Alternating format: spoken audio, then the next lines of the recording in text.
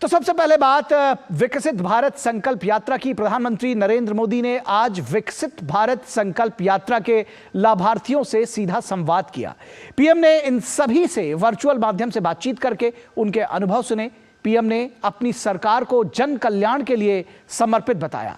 PM Modi ने हालिया चुनाव नतीजों का जिक्र करते हुए कहा कि इन परिणामों ने दिखा दिया है कि देश को मोदी की गारंटी पर विश्वास है। मोदी सरकार की जन कल्याण योजनाओं को हर व्यक्ति के द्वार तक ले जाने के लिए विकसित भारत संकल्प यात्रा जारी है। इस दौरान बहुत से लाभार्थी इन योजनाओं से जीवन में आए सकारात्मक बदलाव से जुड़े अनुभवों को मेरी कहानी मेरी जुबानी के जरिए साझा कर रहे हैं। प्रधानमंत्री मोदी ने शनिवार को ऐसे ही कई लाभार्थियों से वर्चुअल माध्यम से संवाद किया। पीएम ने कहा कि हाल के विधानसभा चुनाव में परिणामों ने सिद्ध कर दिया कि जनता मोदी की गारंटी में विश्वास रखती है। सवाल ये भी है कि जो हमारे विरोध में खड़े हैं उन पर देश को भरोसा क्यों नहीं है। दरअसल कुछ राजनीतिक दलों को ये सीधी बात समझ नहीं आ रही है कि झूठी घोषणाएं करके वो कुछ हासिल नहीं कर पाएंगे। चुनाव सोशल मीडिया पर नहीं, जनता के बीच जाकर जीतना होता है। चुनाव जीतने से पहले जनता का दिल जीतना आवश्यक होता है। जनता के विवेक को कम आंकना ठीक नहीं है। अगर कुछ विपक्षी दलों ने राजनीतिक स्वार्थ के बजाय सेवा भाव को ही अपना काम समझा होता तो देश की बहुत बड़ी आबादी अभाव में, मुसीबतों में, तकलीफों में न रहती। पीएम ने महिला कल्याण के लिए किए गए कामों का जिक्र किया। पीएम ने कहा कि आवास योजना द्वारा गरीबों को छत उपलब्ध कराई गई है। इस क्रम में कितनी ही बहनें मकानों की मालकिन बन गई हैं। आप देखिए, गरीबों के जो 4 करोड़ से अधिक घर बने हैं ना, कोई कल्पना कर सकता है हमारे देश में 4 करोड़ घर इतने कम समय में गरीबों को मिले। और सबसे मेरी खुशी तो इसमें है कि 4 करोड़ घर मिले ना, उसमें 70% लाभार्थी महिलाएं हैं। मतलब कि अगर किसी गांव में 10 घर बने हैं तो उसमें से 7 पक्के घर माताओं के नाम पर रजिस्टर हो गए हैं। पीएम ने कहा कि देश का हर गरीब और वंचित व्यक्ति उनके लिए पूज्य है। पीएम ने नमो दीदी अभियान के बारे में कहा कि वो इस देश की बहनों को नमो दीदी अभियान और स्वयं सहायता समूहों के माध्यम से लखपति दीदी बनाना चाहते हैं। दवाई छिड़कने का काम हो,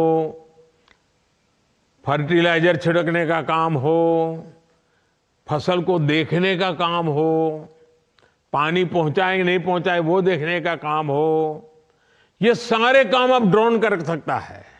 और गांव में रहने वाली हमारी बहनों बेटियों को ड्रोन उड़ाने की ट्रेनिंग भी दी जाएगी। इस ट्रेनिंग के बाद बहनों बेटियों को ये नमो ड्रोन दीदी की पहचान मिलेगी, जो उसको सामान्य भाषा में लोग नमो दीदी कहते हैं। प्रधानमंत्री ने कहा कि विकसित भारत संकल्प यात्रा उन लोगों तक पहुंचने का एक सशक्त माध्यम बन गई है जिन्हें सरकारी स्कीमों का लाभ नहीं मिला है। पीएम ने कहा कि उनकी सरकार ने लाभार्थियों की पहचान की है और इस अभियान के माध्यम से उन तक पहुंच रही है। इस दौरान पीएम ने लाभार्थियों से उनके अनुभव सुने। मैं किन्नर हूँ, अपना काम करती हूँ। धीरे धीरे मैं चाय की स्टॉल लगाई L&T mall phase 1 industry area में। वहाँ मेरा काम बहुत अच्छा चलता है सर, चाय का काम है सर। मोना जी, पिछले 9 वर्षों में हमारी सरकार ने सबका साथ सबका विकास किया है। हाँ जी। हमारी हर उस वर्ग तक पहुंच रही है जो अब तक हाशिए पर थे। आपके काम और आत्मविश्वास ने एक बार फिर साबित किया है कि हमारे प्रयास सही दिशा में हो रहे हैं। विकसित भारत संकल्प यात्रा का हर जगह दिल खोलकर स्वागत किया जा रहा है। अब तक 1.25 करोड़ से अधिक लोग मोदी की गारंटी वाली गाड़ी तक पहुंच चुके हैं। इस दौरान विभिन्न जन कल्याण योजनाओं का लाभ लाखों नए लोगों तक पहुंचाया गया है। Bureau report, DD news.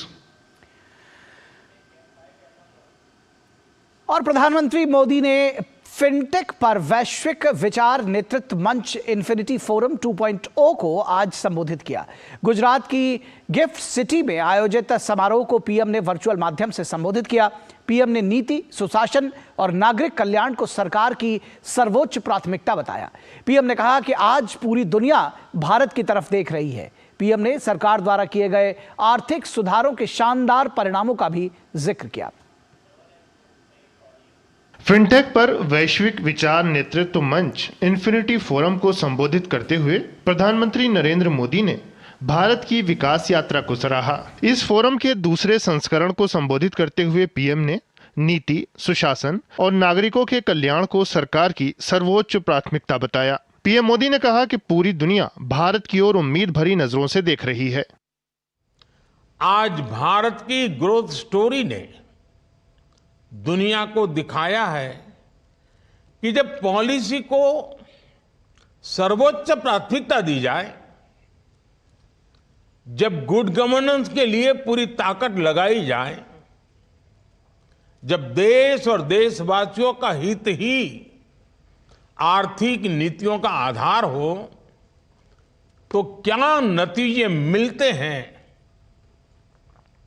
भारतीय व्यवस्था ने इस फिस्कल ईयर के पहले 6 महीनों में ही 7.7% की दर से प्रगति की है। इन्फिनिटी फोरम का दूसरा संस्करण वाइब्रेंट गुजरात ग्लोबल समिट 2024 का पूर्ववर्ती कार्यक्रम है। पीएम ने आर्थिक नीतियों पर मंथन के इस मंच की सराहना की। जियो पॉलिटिकल टेंशन, हाई इन्फ्लेशन और डेट लेवल्स की मुश्किलें आप सभी बहुत अच्छी तरह जानते हैं। ऐसे समय में भारत रेजिलियंस और प्रोग्रेस का एक शानदार उदाहरण बनकर उभरा है। ऐसे महत्वपूर्ण कालखंड में गिफ्ट सिटी में 21वीं सदी की आर्थिक नीतियों पर मंथन होना गुजरात का गौरव बढ़ाने वाला है। प्रधानमंत्री मोदी ने कहा कि भारत आज विश्व के सबसे तेजी से बढ़ते फिनटेक बाजारों में से एक है। पीएम ने कहा कि स्थापना के कुछ वर्षों के अंदर ही गिफ्ट आईएफएससी की सफलता की कहानी अध्ययन का विषय है। गिफ्ट आईएफएससी को ट्रेडिशनल फाइनेंस और वेंचर से आगे ले जाना चाहती है। हम गिफ्ट सिटी को new age global financial and technology services का ग्लोबल नर्व सेंटर बनाना चाहते हैं। मुझे विश्वास है गिफ्ट सिटी के प्रोडक्ट्स और सर्विसेज विश्व के सामने खड़ी चुनौतियों का समाधान करने में मदद करेंगे। प्रधानमंत्री मोदी ने भारत के लोकतांत्रिक मूल्यों का जिक्र किया। साथ ही उन्होंने कहा कि देश में व्यापार एवं वाणिज्य की ऐतिहासिक परंपरा है। पीएम ने कहा कि गिफ्ट को लेकर हमारा विजन भारत की विकास गाथा से जुड़ा हुआ है।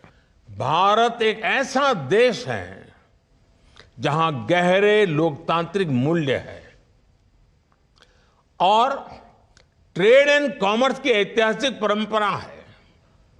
भारत में हर इन्वेस्टर या कंपनी के लिए most diverse range of opportunities मौजूद है।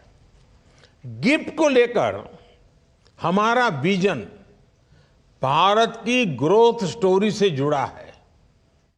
विश्व भर के प्रगतिशील विचारों, बड़ी चुनौतियों और नवोन्मेषी प्रौद्योगिकियों पर चर्चा और समाधान खोजने के लिए इन्फिनिटी फोरम प्रमुख मंच है। फोरम में दुनिया भर के 300 से अधिक प्रतिनिधि हिस्सा ले रहे हैं। 20 से अधिक देशों में फैले लोग वर्चुअल माध्यम से इस समारोह का हिस्सा बन रहे हैं। कार्यक्रम में विदेशी विश्वविद्यालयों के कुलपति और विदेशी दूतावासों के प्रतिनिधि भी हिस्सा ले रहे हैं।